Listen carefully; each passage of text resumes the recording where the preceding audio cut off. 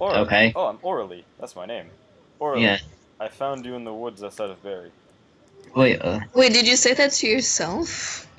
orally. No, Yeah, you said or. I'm addressing myself. Oh. The surprise did not leave his eyes. They darted quickly to his hands, which then covered his face. Lastly, he ran his fingers through his brown hair. The horror on his face was so unsettling that I dumbly sat there for several seconds before mustering the courage to address him again. Are you alright? Obviously not, but I wanted a better grasp of the situation. He attempted to sit up again, with words, but this time I was prepared. Again, he was repelled by my touch, and I gave him the desire to help him that way. He still appeared unstable, but seized his sudden movements at last. Ugh. He actually did it. The L. Great job! He clutched at his temples, his fingers grazing over the odd fixations in the place of his ears. He wobbled as he tried to stand, and What? Keep going. And I impatiently rushed to his side. Stop it! You obviously can't move in your condition, so you might as well sit down and clear your head. What is going on? Who are you, and what are you doing here?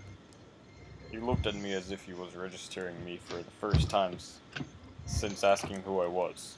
I came to look for cranberries. Adam, get out! Everything about him screamed overwhelmed, and he simply grit his teeth in frustration. Oh god, first decision, and we can't Ask say if he's hungry! Ask if he's hungry! I decided to find another angle to help him open up. I did not consider myself intimidating, but it was possible he had no desire to answer anything. Are you hungry? Cranberries. Shut up, Adam! I softened my voice. Oh. Are you hungry?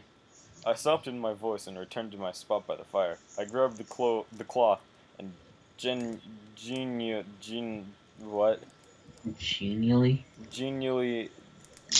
What? Just keep going. Offered him the rye bread and cheese. Shut up, it's my line. Offered him the rye bread and cheese. He only arched an eyebrow in disgust. He doesn't eat foods. He eats like rocks and stuff. He's a Goron. He eats like What is metal. that shit? Only cranberries. I'm gonna kill you, Adam. That, it's food. You chew it. And then swallow it. But apparently I don't know that. I ripped off a piece of the dark bread and demonstrated humming delightfully to show that it was edible.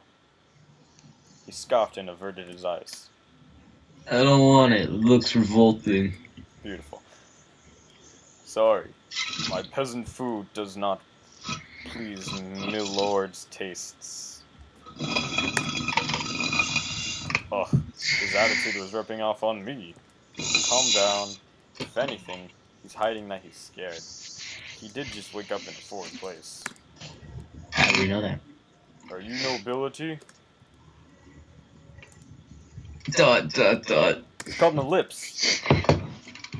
He fell silent, and only the occasional crackle of the fire and the hooting of owls interrupted the stillness. I leaned back and ruminated over my meal, careful to leave some food untouched in case he changed his mind. There was that apple tart, too. I'll save it for later. Well, that won't play any importance in the future. Definitely not. Because they mentioned it. Foreshadowing! I wrapped up the cloth, only vaguely aware that the stranger was examining my every movement. It nettled me slightly, but I decided Stop using big words! That's a small word, it's just complicated. Confusing! Stop using fancy words.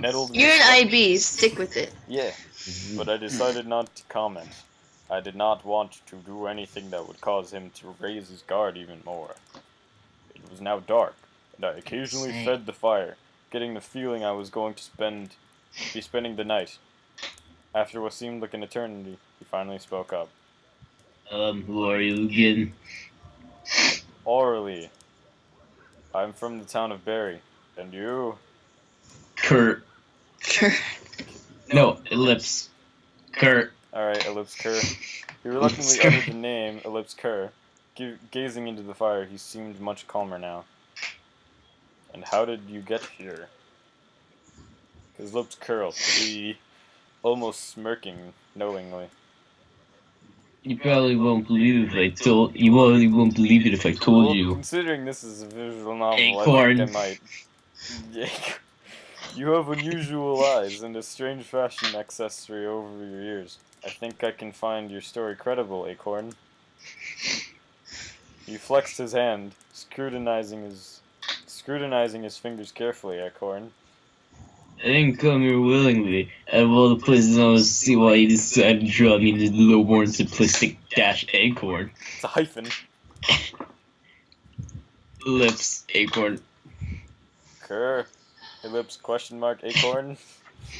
He glared at me, comma, as if offended that I had addressed him directly, period. Why doesn't Emily have any part yet? Because I haven't. So, Ellipse, where are you from, question mark acorn? Not particularly tied to any region. If it's not obvious already, I'm not one of you, acorn. He tapped his knee petulantly. Why isn't he? Like, he just. I'm one of the dragons, an earth dragon, Told you, acorn. Earth. Look at this music. His fangs, though. Oh, he stated it full of pride, with no ounce of humility. Dubiously, Adam. I inspected him from head to toe, taking note of the stone, like jets for ears and his remarkable eyes. He balked under my stare, but quickly regained his dignity. Oh, he's crying. It's a sweat drop. He regained his dignity? No. He was crying, should've. He balked under. Wait. Oh, his eyebrows furrowed fiercely. So why would an earth dragon be hurt? It's not because I wanted to! Exclamation point, acorn. No. He blurted it out angrily, then touched his unique ears for comfort. I sighed. Hold on. I'll be right back. I'll be right back. We'll continue this the second I come back, okay? I'm gonna continue to play something. I'll be right back.